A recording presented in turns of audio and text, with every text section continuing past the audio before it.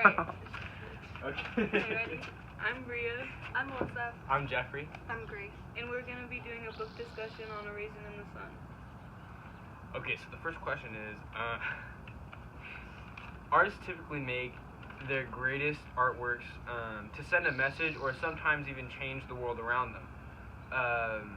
What type of world do you think Lorraine Hansberry is seeking to create with the contents of her play Raisin in the Sun? I think she's trying to create a world where all races are equal because she has a big topic of racism when they are lacking money, living in the small apartments that they have, and then they finally get a new house and they're asked to leave because of the color of their skin. So I think she wants a world that all races are equal. Okay. She also wants a world where people can have the opportunity to really do what they want in their life. Like Benita, for example, wanted to be a doctor, and they didn't have the money to put her to school, but she wants everybody to have the chance to do what they really want to do in life. I agree with that, and I believe that her message, she's trying to show her audience that that everyone's equal and everyone should have the same opportunities. Who's got the next question? Alright. Okay, there was a lot of symbolism throughout the play of different objects and stuff like that, and one of them was Lena's houseplant that was really relevant throughout the whole play. So my question is, what does Lena's houseplant symbolize? I feel like her houseplant symbolizes her life in general. It was dying or wasn't getting enough sun, and they weren't getting the right treatment. The blacks in the society weren't getting the equal treatment from everyone, and she keeps on watering it, but then there's not enough sun, and she moves it, and I think it's just showing all her struggles, and she takes it with her to the new house, just showing that you take your struggles with you and you grow, or you try to grow. Yeah, I definitely agree. I think that I definitely agree with that, and I also think that the plant is a means of conveying sort of her aspirations of the whole entire family moving and getting out of this small little space. The plant is confined to this really small pot, but once they move to that new house, which is a great situation for them, and it's going to have a lot more space and they're going to own it, that plant is going to get to move into a garden with a lot more space and whatnot. So I thought that was kind of a cool foreshadowing and whatnot. So that's kind of my take. But I definitely agree with her as well.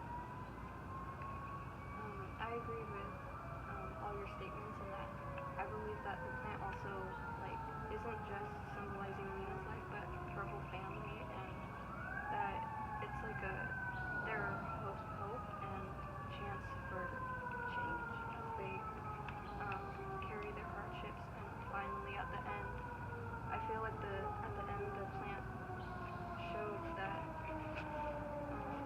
they formed a new life. They gained a new house, as you said, with the garden. Yeah, I definitely agree with all that. Okay, I'll go next.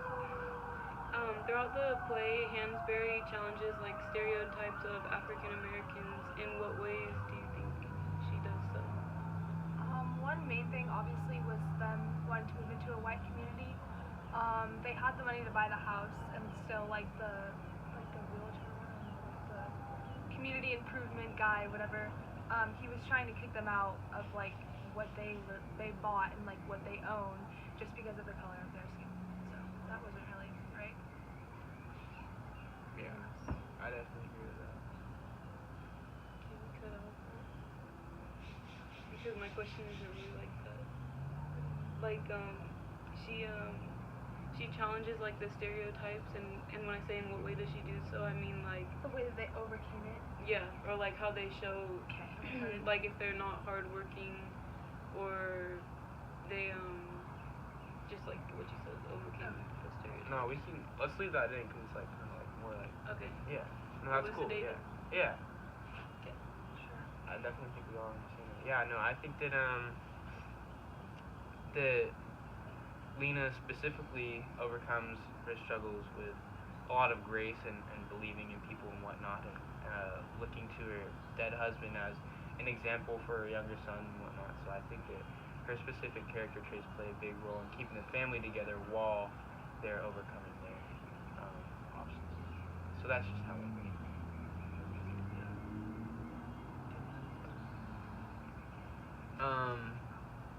I'll say the next question.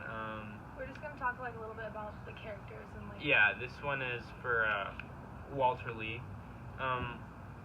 It's kind of a broad question, but what do we have to gain, or what do we have to learn from Walter Lee's character arc? And a character arc is essentially the character's exposition, the challenges that he has to go through, and his new normal at the end of the film. So, maybe what can you connect to today's life with his mindset in the beginning of the film? And can you recall anything from any other books that we've read this year for like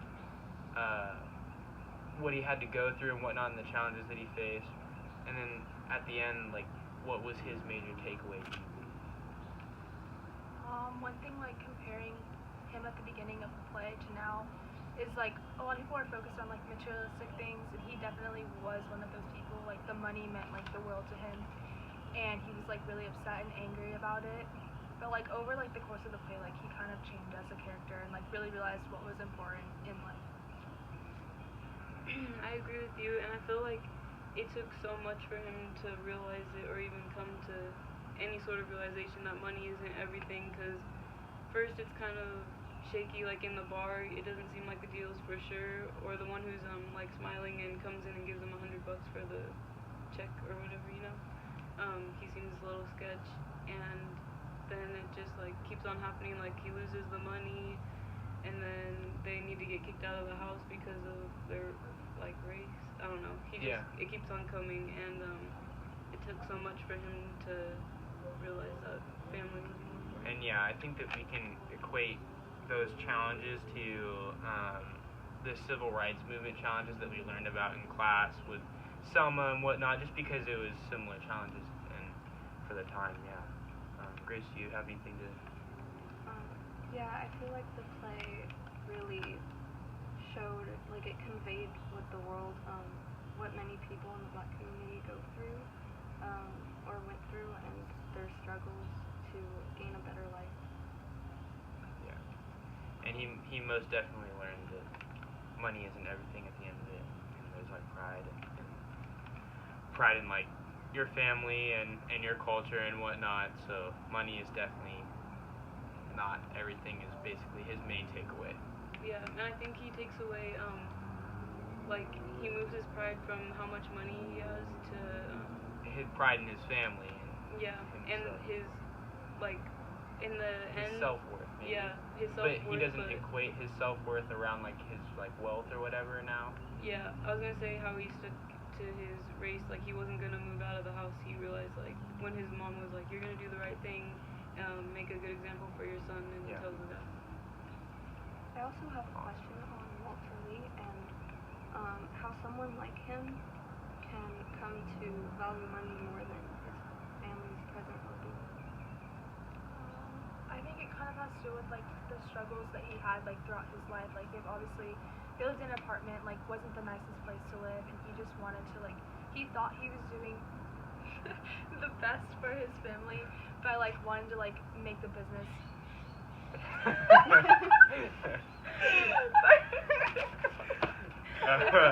Yo! Did you catch it? No. Okay, let's try and. Okay. How does someone like come to be like that? Okay. He like was really focusing on like he thought he was doing the best for him and his family by trying to have the money to get the deal, but in reality he was just like had a negative mindset on the whole thing and was just too over focused on it and like not really paying attention to the things that were really important. So. Yeah, I agree with Melissa in the respect that he definitely got carried away, and I think that he thought he was in the beginning he was, you know, he thought like, oh yeah, I'm doing this for my family, blah blah blah. And he was doing it for all the right reasons. I'm sure that's what he thought. But he just got carried away in the fact that it was just so close, and he was just getting so fed up with how he was being treated in his job, and it was almost like senioritis in a way, like where you're almost out of school, so you're just like, come on, let's go. I think that kind of made him carried away, more rash thinking, and yeah. So I definitely agree with what Melissa had to say. Does anyone else care to wager or no?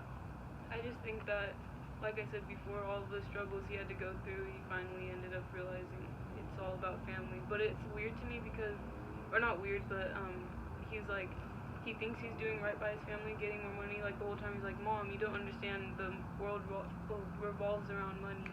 And she's like, no, it doesn't. The whole time she finally understands that. Okay, I have another question on like based on the characters, and how is Benita different than the other family